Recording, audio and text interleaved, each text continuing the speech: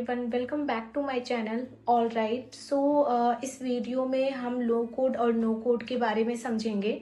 So I think आप लोग बहुत ही ये फर्स्ट टाइम सुन रहे होंगे लो कोड एंड नो कोड। ये बहुत ही टेक्निकल टर्म्स हैं बिकॉज ये बहुत लोग नहीं जानते हैं, यूज़ करते हैं, बट इसके बारे में बहुत लोगों को पता नहीं होता है लो कोड और नो कोड प्लेटफॉर्म क्या होता है।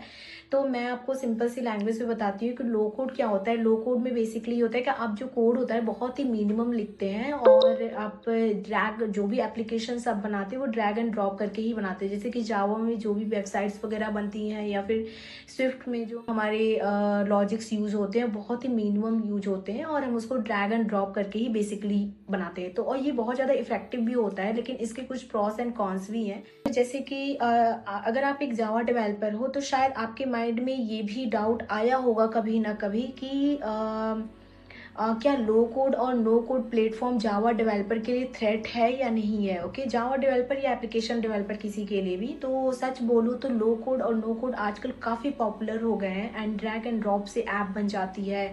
ज़्यादा कोडिंग भी नहीं लिखनी पड़ती, ज़्यादा कोडिंग आपको करनी ही नहीं पड़ती है इसमें। तो नेचुरली एक फियर आता ही आता है। ओके, तो अगर बिना कोड के आप ऐप बना सकते हैं तो डेवलपर की क्या ज़रूरत है मार्केट में।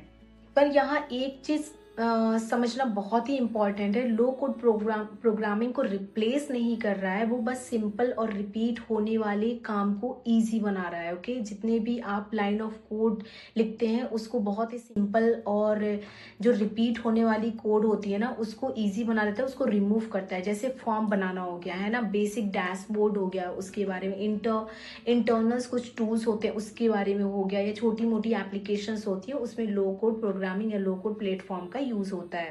जैसा कि मैंने पहले बताया कि जैसे ही बात आती है कॉम्प्लेक्स लॉजिक की या हाई परफॉर्मेंस सिस्टम की या बैंकिंग या एंटरप्राइज एप्लीकेशन की, वहाँ लो कोड स्ट्रगल करता है और यही जावा का रियल वैल्यू समझ में आता है। ओके, सो लो कोड प्लेटफॉर्म का यूज़ होने की वजह से इट डजेंट मीन कि जावा का यूज़ नहीं होता है। जावा का यूज़ आज भी होता है, जो कि बैंक्स में होते हैं, लार्ज कंपनीज के बैकएंड्स में होते हैं, एपीआई और मैक्रो सर्विसेज में भी होते हैं, जहाँ पर हम जावा का बहुत ही अच्छे तरीके से यूज़ करते हैं। सो जावा का बिगेस्ट एडवांटेज जो होता है वो फुल कंट्रोल होता है एक तो, और दूसरा जो होता है वो स्ट्रॉन्ग जावा जो होता है वो काफ़ी ज़्यादा स्ट्रॉन्ग प्लेटफॉर्म है एंड काफ़ी ज़्यादा स्ट्रॉन्ग लैंग्वेज है और इसमें सिक्योरिटी बहुत ही ज़्यादा अच्छा होता है एंड इसमें स्केलेबिलिटी भी अच्छी होती है।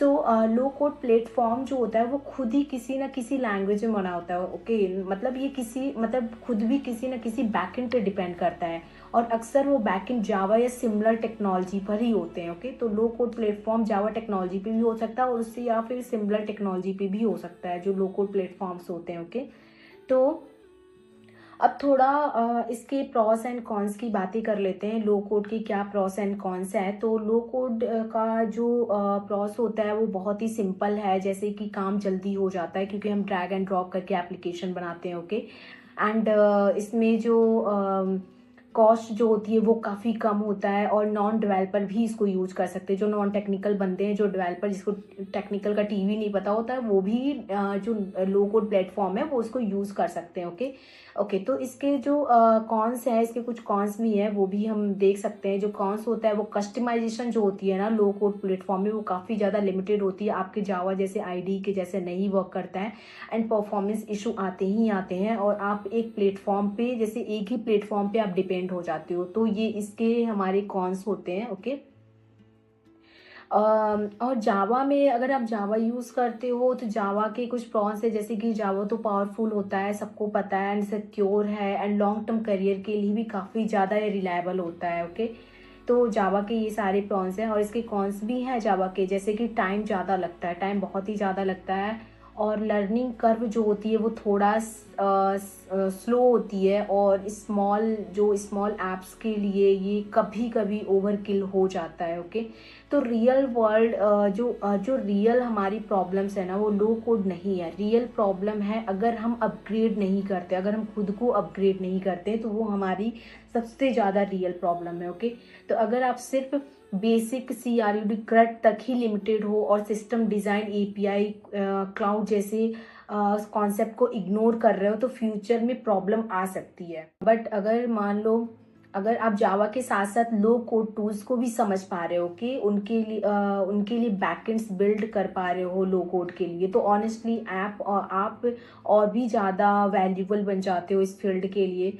तो इसका आंसर सिंपल है, ये थ्रेट नहीं कर रहा है। जो भी हमारे प्रोग्रामर्स हैं, ये लो कोड स्पीड देता है बेसिकली, और जावा जो होता है वो पावर देता है। तो ये दोनों साथ चल सकते हैं। ओके, अगर आप एक के साथ चलोगे, लो कोड के साथ चलोगे, तो आप टाइम के साथ बहुत ही स्लो हो जाओगे और फिर आपको न्यू चीज़ें नहीं सीख पाओगे। इसके लिए आपको लो कोड के साथ साथ आपको प्लेटफॉर्म जो हमारा जावा पावर है उसको साथ में लेकर चलना होगा। ओके, तो फियर लेने की ज़रूरत नहीं है, अडॉप्ट करो, सीखो और ग्रो करो। ओके, तो आज की वीडियो में बस इतना ही। मिलते हैं नेक्स्ट वीडियो में, तब तक के लिए हैप्पी कोडिंग। मिलते हैं नेक्स्ट वीडियो में। Thank you, bye.